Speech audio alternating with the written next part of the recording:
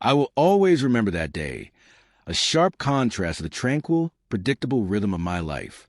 It stood out like a crack of lightning against an otherwise calm sky, shattering the comfortable monotony I had grown used to. That morning began like any other. I rose with the sun, prepared a cup of coffee, and settled by the window, watching the world unfold outside. At 59, I still clung to a certain youthful spirit. I refused to surrender to the slow march of aging, maintaining a steady routine of self-care and exercise. Each time I looked into the mirror, I tried to see a woman who was still vibrant, still desirable, even if there was a hollow ache within me that I could never quite silence. And then there was Anthony, the delivery boy. I knew his name. How could I not? Anthony was 23, a beacon of unrestrained energy and life.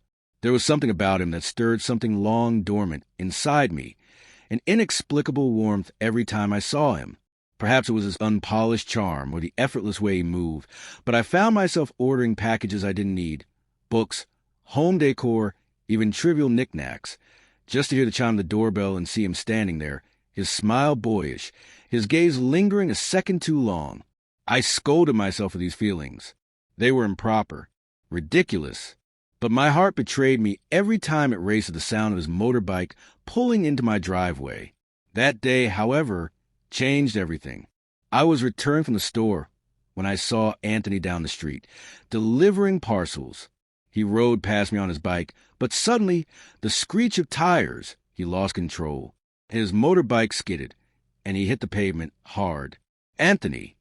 I called, my pulse hammering. Dropping my bag, I sprinted to him. Blood oozed from his knee and elbow, his face twisted in pain. Yet there it was, that same familiar smile, forced but present. "I'm fine, Judith," he said, his voice wavering ever so slightly. "It's nothing serious." "Don't be absurd." I shot back more forcefully than intended. "You're hurt. Let me help you." Despite his protests, I helped him lift his bike and steady himself, his arm draped over my shoulder. The contact sent a shiver through me. We made our way back to my house, and though he resisted at first, my insistence won. I guided him to the living room and fetched my first aid kit. My hands trembled slightly as I cleaned his wounds, but I forced myself to stay steady, not wanting him to notice. Anthony sat silently, his broad shoulders and muscular arms more noticeable up close. His youthful face, so full of life, now held a maturity I hadn't expected. "I'm sorry for causing you trouble," he said softly, a faint smile tugging at his lips. I scoffed playfully, trying to mask the flutter in my chest. "Nonsense. Do you think I'd just let you bleed out on the street?" As I wrapped a bandage around his arm, my hand brushed against his skin, a fleeting touch, yet the air between us thickened. His gaze, warm, searching, met mine. "Judith," he murmured, his voice unsure but sincere. I didn't expect kindness like this. Most people just want me to drop their packages and leave. I held his gaze, feeling an unfamiliar shift within me. "Anthony," I whispered, "you're not just a delivery boy. I see the way you look at the world, how you carry yourself. You have a presence, one I haven't felt in a long time." The words escaped me before I could stop them. My cheeks burned, but I didn't take them back. Anthony blinked, his expression unreadable at first, but then his eyes darkened, his jaw tightened, and I saw something flicker within him. Something primal. A magnetic pull. He leaned in ever so slightly, and for a moment I thought this is it, the moment everything would change. But then he hesitated, clearing his throat. "Judith, my landlord is evicting me," he admitted suddenly. "I've been thinking about finding a place closer to work." The words tumbled out before I could stop them. "I have a small apartment attached to my house. It's empty. You could rent it. It would be convenient." Anthony's eyes widened.